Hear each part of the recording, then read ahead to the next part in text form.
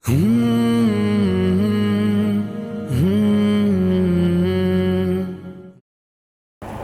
باللہ من الشیطان الرجیم، بسم اللہ الرحمن الرحیم۔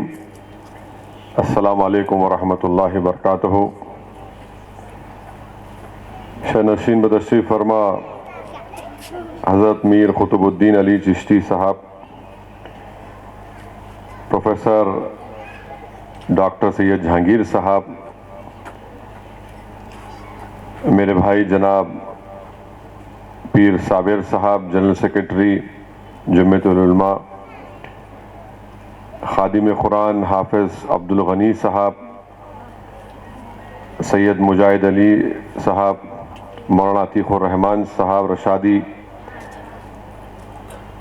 مفتی یوسف قاسمی صاحب،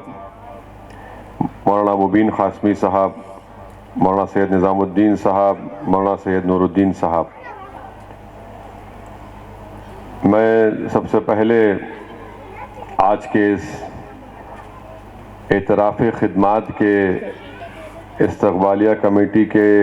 اراکین یا منتظمین کو مبارکباد دیتا ہوں کہ انہوں نے اس بات کو محسوس کیا کہ حضرت میر قطب الدین علی چشتی صاحب کی زندگی میں ہی ان کو خراج عقیدت پیش کیا جائے، ورنہ اکثر یہ ہوتا ہے کہ لوگوں کے اس دنیا سے چلے جانے کے بعد ایک رسمی طور پر لوگ یاد کرتے ہیں۔ یہ بہترین قدم اٹھایا گیا، میں آپ کو مبارکباد دیتا ہوں، اور میں اس مدرسے کو، جامعہ انوار الہدیٰ مدرسے کو پچھلے 27 سال سے دیکھ رہا ہوں۔ جب پہلی مرتبہ جب میں حلقہ اسمبلی کی عوام نے اللہ کے فضل و کرم سے مجھے یہاں پر رکن اسمبلی بحیثیت رکن اسمبلی منتخب کیا، اور اس وقت حلقہ اسمبلی چار مینار بہت بڑا اسمبلی حلقہ تھا، بلکہ اس وقت کے آندھرا پردیش میں دوسرا بڑا اسمبلی حلقہ تھا خیرت آباد کے بعد۔ تو اس زمانے میں لوگ جانتے ہیں کہ حیدرآباد میں کافی انتشار تھا اور کافی ایک مختلف دور تھا، بڑے امتحان کا دور تھا میرے لیے بھی، مگر اس وقت اس مدرسے کے ذمہ داروں نے یہ طے کیا کہ نہیں، ہم سرزمین حیدرآباد میں انتشار اور نفاق کی کیفیت کو ختم کریں گے، ہم اتحاد کی فضاؤں کو اجاگر کریں گے، اتحاد کو مضبوط کریں گے اور قوم اور ملت کو انتشار سے بچائیں گے۔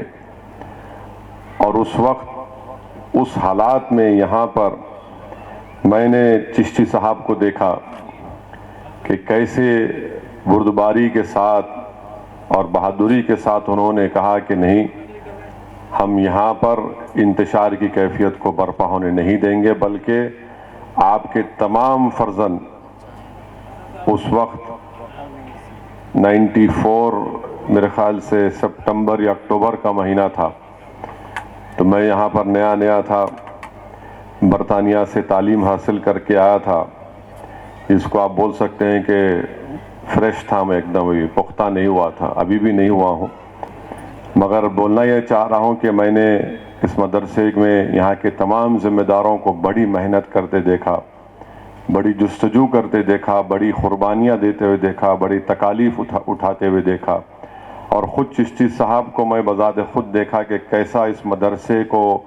اٹھانے کے لیے، یہاں پر اساتذہ کے لیے، یہاں کے طلباء کے لیے، ان کو کیسے یہاں پر حافظ قرآن بنایا جائے، عالم دین بنایا جائے،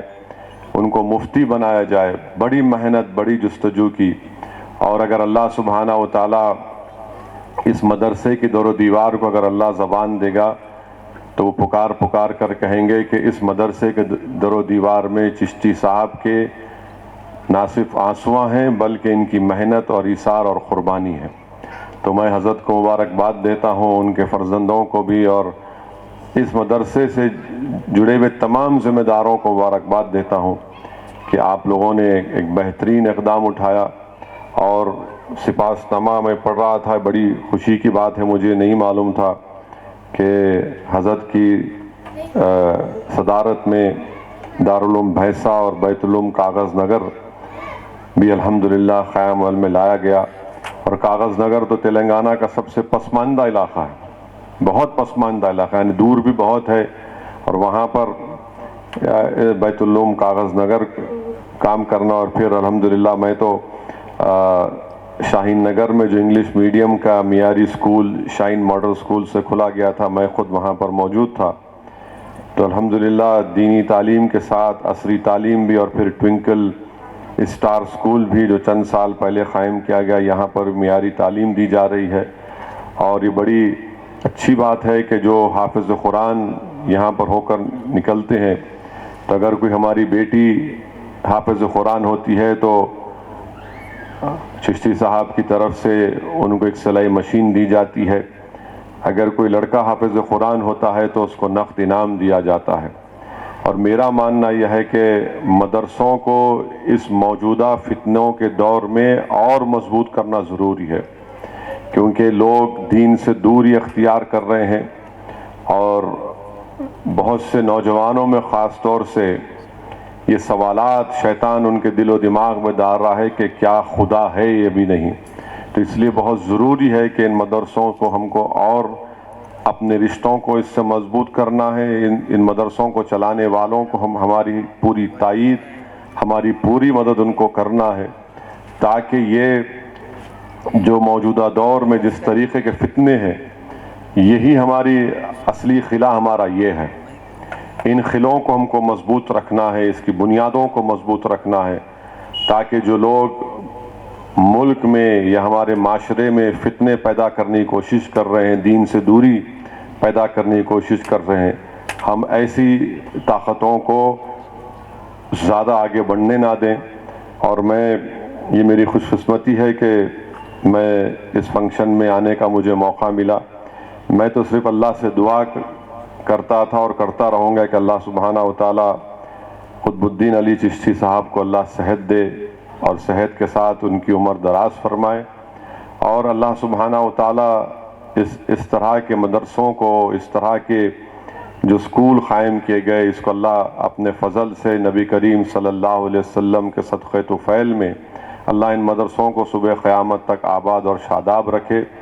اور جس سلسلے چشتیہ سے آپ کو نسبت ہے، مجھے یقین ہے کہ انشاءاللہ تعالی ان مدرسوں سے یقیناً لوگ فیضیاب ہوتے آئے ہیں، حفاظ بنے ہیں، مفتی بنے ہیں، عالم دین بنے ہیں، اور نہ صرف تلنگانہ بلکہ ملک کے کونے کونے میں جا کر علم کی شمع کو روشن کر رہے ہیں، لوگوں کو قرآن اور سنت کی تعلیمات سے ان کو اس میں قریب لا رہے ہیں. تو میں مبارکباد دیتا ہوں ان کے تمام لائق فرزندوں کو، اور ہم تو صرف دعا کر سکتے ہیں. اور یقیناً میں اور ہماری مجلس اتحاد المسلمین کے تمام ذمہ داران ہمیشہ چشتی صاحب کے ساتھ تھے اور انشاءاللہ رہیں گے.